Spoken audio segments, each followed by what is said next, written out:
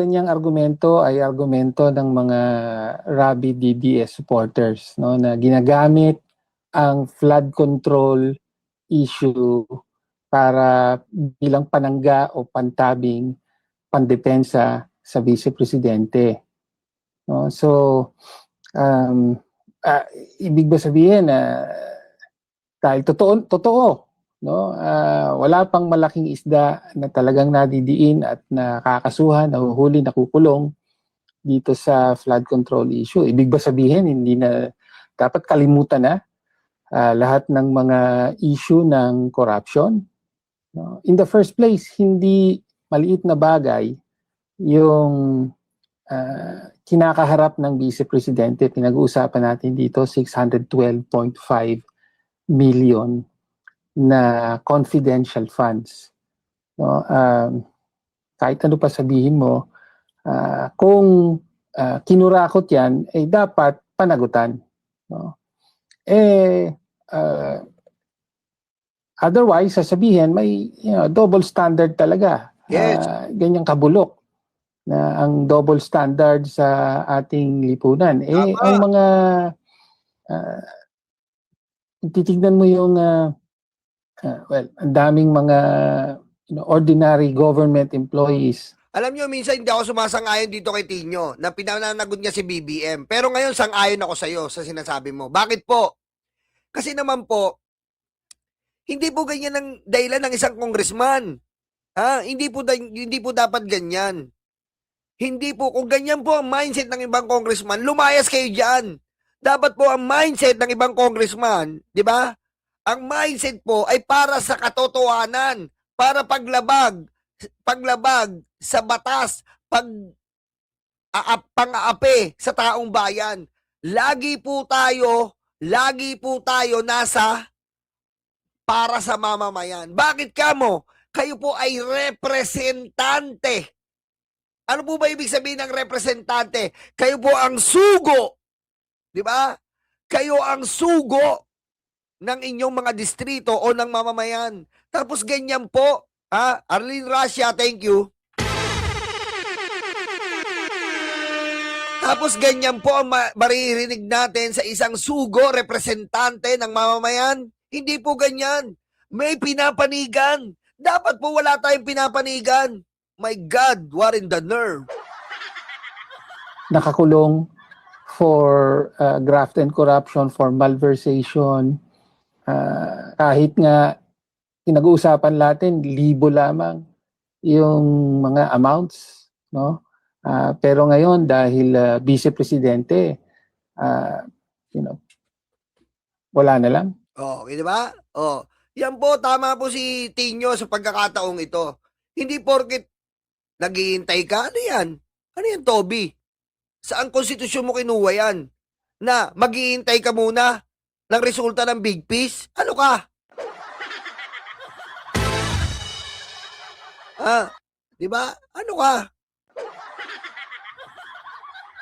Yan po si Sir Toby Chanco na masasabi natin na talagang nagiging hunyangong DDS. Aray ko. Di ba?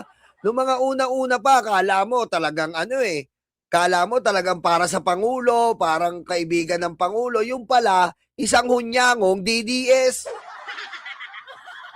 Tandaan nyo, kung sino man dito, ang maging congressman, kung sino man po dito, ang lagi po nating isipin ay para sa mamamayan.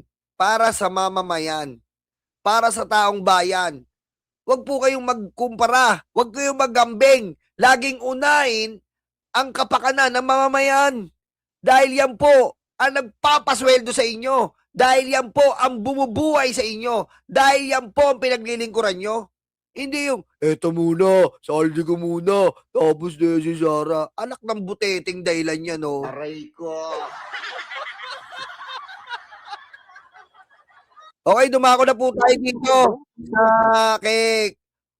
sa ating favorite. Ito po, binabas po ngayon ang ating favorite Benny Abante dahil parang bumabaligtad na po. Bumabaligtad na raw ang ating favorite Benny Abante. Bakit naman ang ganon? Ba't ganon naman, Idol Benny Abante? Why oh why? Okay, pakinggan natin to. Sir Benny Abente. Magandang hapon po. Opo, Magandang hapon sa inyo. Happy New Year uli. Happy New Year. Kong Ben. Kong Ben. Ayun, kasi close tayo eh. Kong, Ayan. Oo. Sige. ayun, akala namin nag-close yung linya eh. Viber to, no?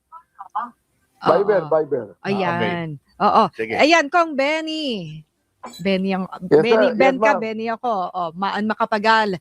Ito nga ay sinasabi nga malapit na, no? Yung matapos yung 1-year bar Bar rule sa February. yan. Feb 6 yata, Feb parang 6. ganon. Ano po yung pinagkakandaan na po ba ito sa Kamara? Actually, wala akong alam dyan, Maan eh. Naku!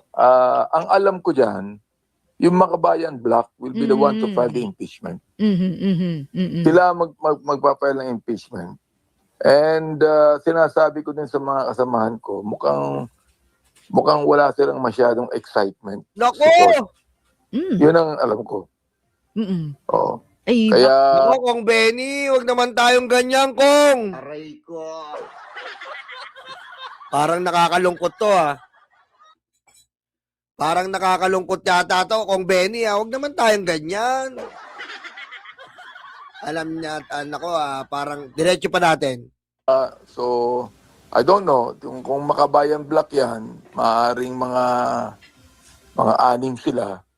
Pero nakikita ko naman na walang masyadong excitement ang mga administration congressmen to support the impeachment. So paano ho 'yun? Kung hindi suportado ng mga kongresista, paano magiging kapalaran nun na Kong Benny? Magiging baliwala. The thing is, kasi ang inaano, yung sinasabi ng mga congressman natin, magiging baliwala rin sa Senado. Ibig sabihin, more senators will not support the impeachment. Walang kang gawa